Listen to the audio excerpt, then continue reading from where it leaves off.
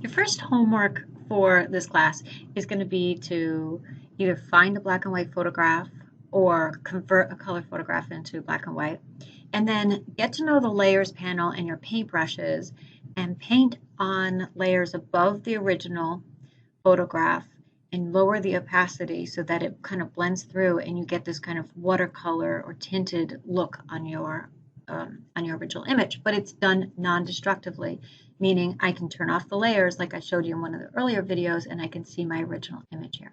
So let's just talk about a couple of different methods to convert your image to black and white or just to get this project done. So one thing you might do is, and I'm asking you to do two of these, so try different methods for the two. So maybe you want to just get an image that is already black and white, and that's fine. And this can be any kind of image that you want. I don't care what it is, as long as it has enough maybe details or something to color. So here's an example. I found an image of a woman in black and white, and I'm going to do that method of copying it and then going into Photoshop and saying File, New, and pasting it in. So it gave me the dimensions of what was the last thing that I had copied to my clipboard, and I hit Create, and then I can paste it in. I can go to Edit, Paste, or use the Control V or Command V if you're on a Mac keyboard shortcut. And there's the image. Came in with a lot of extra white. I don't really like that, but that's a different story. So that's one method. And as I said before, you could also download the image. You could save it, download it, and then in Photoshop, go up to File, Open, and browse for it. That's another method to open it up. I do want you to pay attention, though, if you're looking for black and white images, make sure when you open them up in Photoshop that here in the tab it says RGB, because some of the black and white images out there, they might only be in grayscale. So if this was in grayscale, you'd have to switch it to RGB. And I'll show you that for our next method. So let's say, so this one is good to go in terms of it's already black and white. And then we're going to move on to the next steps, which I'll show you in another video about adding the layers. And so let's say I want to get, I'm going to just take this watermelon image again, and I'll do the same method. I'm going to right click on it and say copy image, go into Photoshop, File, New, or you can use the keyboard shortcut Control N on a PC, Command N on a Mac. And then it gives me the size of whatever I just last copy to my clipboard and hit Create and paste it in. Edit, Paste, or Control V. And there it is. Okay, so this one is in color. So let's start talking about the different methods to convert it to black and white. Well, one of the easy ways you can do it is you go up to Image, Mode, and you switch it to grayscale.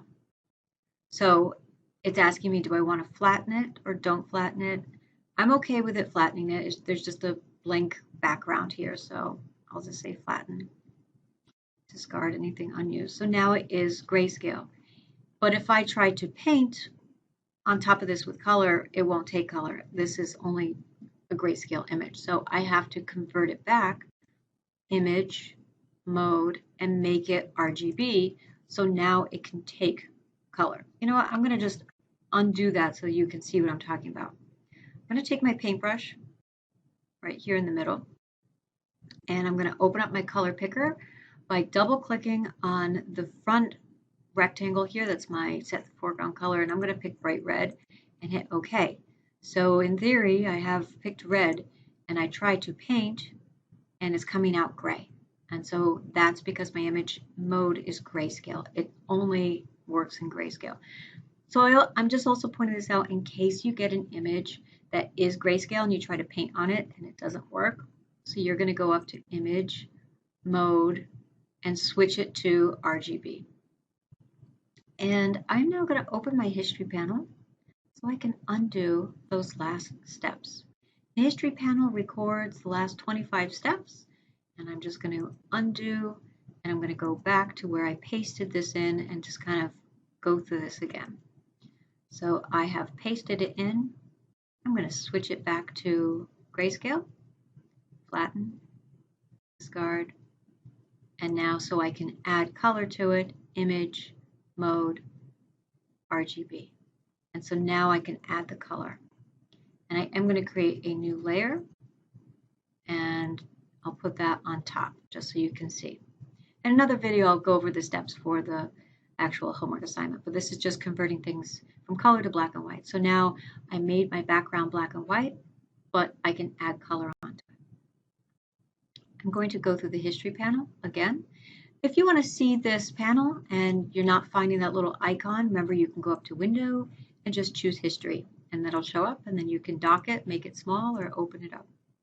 So I'm going to go back and to this state here where I just pasted it in, and let's talk about another method. So it's in color. I can go up to Image, Adjustments, and we will be looking at all these adjustments, but I can choose the adjustment of black and white. So this time I'm not changing my color mode.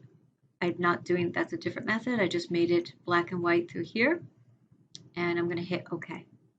Now this is what I call a destructive edit because I no longer have my original there. I've changed my original, and that's okay for your first homework assignment, but I do want to show you what would be the ideal way to do it. So we've talked about you can get a black and white photograph or image and copy and paste it into Photoshop. You can convert the mode to grayscale and then back to color.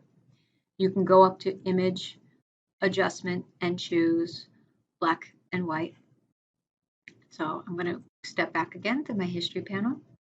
And here's the method that I think is the best method. And again, you have two of these to do, so try two different methods. Here in my layers panel, all the way at the bottom, I have some icons here. And I'm going to click on the one that I call the black and white cookie. I don't know, looks like a black and white cookie to me, but it's a new adjustment layer. So you remember when we were just up here, we were under Image, Adjustments? Well, a lot of the things that are here, you can find here, but they're going to come out on a separate layer. So this is going to be non-destructive. So I'm going to choose black and white. It's the same adjustment, but you see it's on its own layer, which is really cool. So I can turn that off and it's non-destructive. All right, so those are a bunch of different methods. Choose two of them and let me know if you have any questions.